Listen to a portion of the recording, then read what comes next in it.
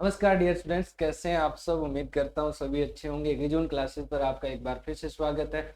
हमने शुरू किया है 5 मिनट कॉन्सेप्ट सीरीज, जिसके अंदर आपको एग्रीकल्चर से संबंधित और करंट से संबंधित डेली 5 मिनट का वीडियो 7 बजे डिलीवर होगा। रोजाना आप देखिए और अपने कॉन्सेप्ट को क्लियर कीजिए।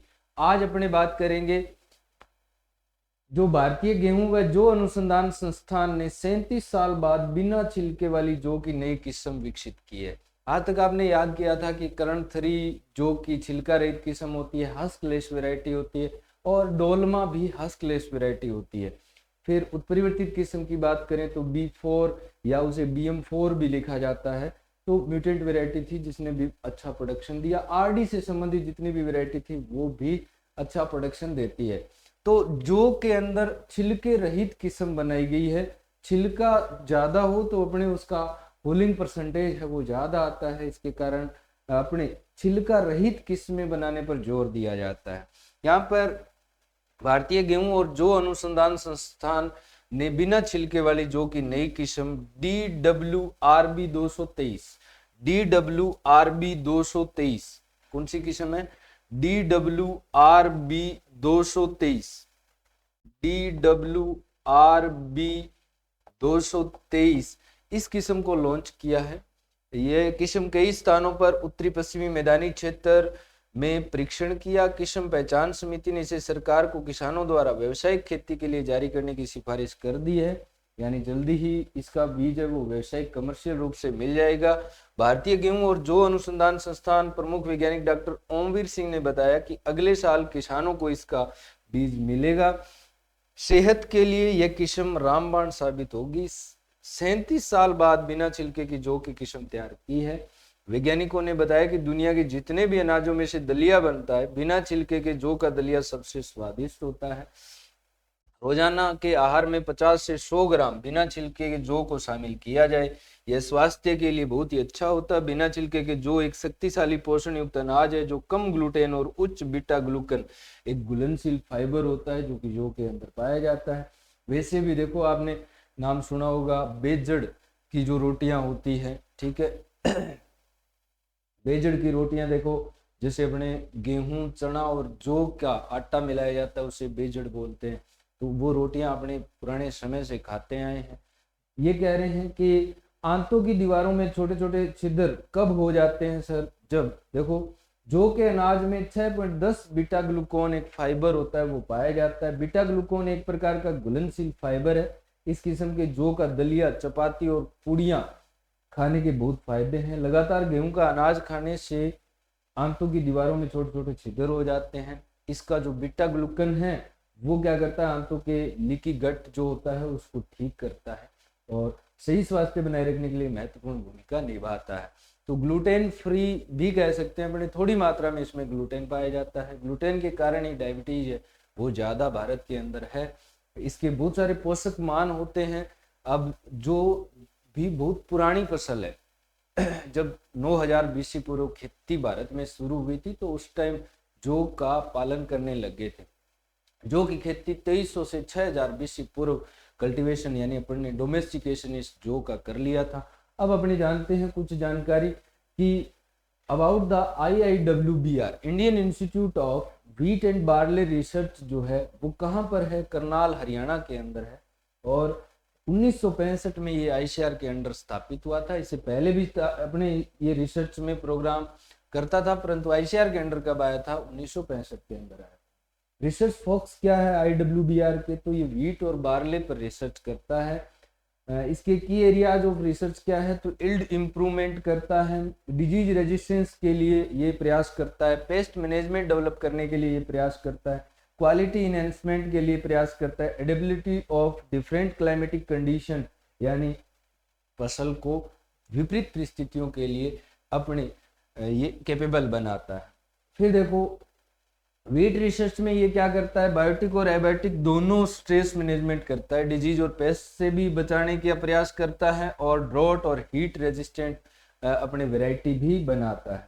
फिर देखो नेक्स्ट आता है बार्ले रिसर्च में ये क्या करता है? तो इल्ड को सुधारता है, माल्टिंग क्वालिटी फॉर ब्रीविंग यानी जो होता है उससे माल्ट तैयार किया जाता है, जिसको बियर इंडस्ट्री के अंदर अपने यूज करते हैं। तो माल्टिंग क्वालिटी को बढ़ाने के लिए भी ये क्या करता है, प्रयास करता है। फूडर प्रोडक्शन, चारे के अंदर काम में लेने के लिए भी ये प्रयास करता है कि ऐसी वेराइटीज डेवलप की जाए जिसमें एनिमल फीड के अंदर यूज किया जाए और फूडर क्रॉप के रूप में भी इसको यूज किया जाए। फिर देखो ब्रीडिंग प्रोग्राम भी ये करता है। ब्रीडिंग प्रोग्राम के अंदर हाइब्रिडाइजेशन, सिलेक्शन और जेनेटिक इंप्रूवमेंट के द्वारा अपने नई वेराइटीज डेवलपमेंट की जाती है। तो ये wheat and barley research institute है, वो कि व्हीट और बार्ले पर मैन अपने रिसर्च करता है, वेराइटी डेवलपमेंट करता है डिफरेंट डिफरेंट मेथड के द्वारा।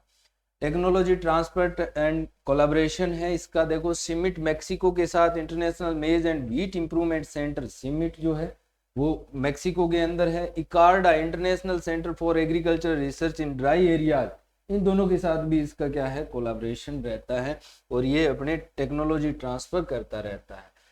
इंडियन हिस्ट्री के अंदर बार्ले की क्या स्थिति है, तो बार्ले कई प्रकार का होता है। ओडियम वल्गेर उसमें मैन है।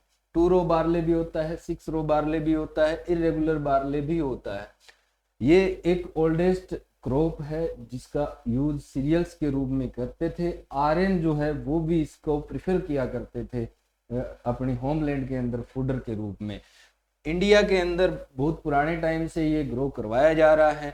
वेदा और पुराणा में इसे यावा कहते हैं। जो को क्या कहा जाता है, यावा कहा जाता है। वेद और पुराणों के अंदर जहां पर भी व्हीट एंड राइस डोमिनेटेड था, वहां पर एक एज ए स्टेपल फूड के रूप में इसका यूज किया जाता था। ठीक है, अब इसका इम्पोर्टेंस क्या है, तो इसमें न्यूट्रिशन वैल्यू होती है, अच्छा फाइबर होता है, विटामिन होता है, लो कंटेंट ग्लूटेन होता है। इसका सूप बनाने में स्टीव के अंदर, barley floor, malt for briefing के अंदर भी इसका यूज किया जाता है। एनिमल फीड के अंदर भी यूज कर सकते हैं। और इसका इंडस्ट्री के अंदर आप सबको पता है, बियर और विस्की बनाने के अंदर जो माल्ट होता है वो क्या होता है, बियर और विस्की बनाने के अंदर यूज करते हैं। अब देखो नेक्स्ट अपने देखा जाए तो बार्ले के एडवांटेज क्या है। बार्ले बोगे तो ये ड्रॉट टॉलरेंट है, क्रॉप रोटेशन के अंदर भी इसका यूज किया जा सकता है। फिर बार्ले कल्टीवेशन इन इंडिया की बात करें तो ग्लोबल की जो 10 कंट्रीज है हाईएस्ट प्रोड्यूसिंग, उनके अंदर इंडिया स्टैंड करता है। राजस्थान में वर्तमान में सबसे ज्यादा हो रहा है, ये 35 से 40%। दूसरा स्थान यूपी का है और इसका लगभग एरिया है वो अपना 6 लाख हेक्टेयर के अंदर ये एरिया के रूप में आता है। फिर देखो प्रोडक्शन है वो 1.5 से 2 मिलियन टन वार्षिक प्रोडक्शन जो का उत्पादन है वो हो रहा है। IWBR जो है, IIWBR है Indian institute of wheat and barley, उसने कई सारी पॉपुलर वैरायटी बनाई है। RD 2660, RD 2552, PL 751, B4, ये सारी वैरायटी कहाँ से बनी हुई है, IIWBR से बार्ले की वैरायटीज बनी हुई है। ब्रीविंग इंडस्ट्री में इसकी डिमांड क्या है, तो ब्रीविंग इंडस्ट्री के अंदर malt barley gaining importance, specially in Rajasthan और हरियाणा के अंदर इसकी मेनली मेजर डिमांड रहती है। ब्रीविंग इंडस्ट्री जो होती है उसमें माल्ट तैयार किया जाता है। माल्ट कैसे तैयार करते हैं, जो का ये बीज होता है। अब बीज जब भी अपने अंकुरित होगा तो उस बीज के अंदर क्या होता है सर, बीज में जो स्टार्च होती है ना, वो स्टार्च क्या करेगा सर, जिब्रेलिक एसिड जो है वो कैटालेज एंजाइम को एक्टिव करेगा और कैटालेज एंजाइम जो है वो इसको किस में बदल देंगे, माल्टोज में। तो सर जब बीज को अपने भिगोते हैं, भिगोने के बाद में जो जर्मिनेट होने लगता है तो उस टाइम अपने उसको क्या कर लेते हैं, भून लेते हैं, रोस्टिंग कर लेते हैं। ये क्या होता है, माल्ट होता है। इसका यूज किस में करते हैं, अपने माल्ट का यूज करते हैं अपने किसके अंदर, बियर बनाने के अंदर यूज करते हैं, विस्की बनाने के अंदर भी यूज करते हैं। कंज्यूम्ड इन रूरल एरियाज के अंदर ये कंज्यूम किया जाता है। ट्रेडिशनल डिशेज सत्तू बनाते हैं इसका, ठीक है। उसके बाद में भाकरी भी बनाया जाता है जिसे जो ब्रेड के रूप में होता है। फूडर यूजेज के रूप में देखा जाए तो लाइवस्टॉक के लिए ड्राई सीजन के अंदर ये फूडर के रूप में यूज करते हैं। तो ये थी जनरल जानकारी IIWBR बार्ले और अभी जो नई वैरायटी बनाई है उसके बारे में। नई वैरायटी कौन सी बनाई है तो याद कर लीजिएगा, नई वैरायटी बनाई है DWRB 223 जो कि छिलका रहित किस्म है और इसके अंदर 6.10 बीटा ग्लूकन पाया जाता है, इंटरनेशनल यूनिट जो कि फाइबर होता है एक प्रकार का। और ये फाइबर क्या करता है सर, ये फाइबर आंत के अंदर डाइजेशन सिस्टम को सुधारता है, न्यूट्रिशन वैल्यू अच्छी करता है। Thank you.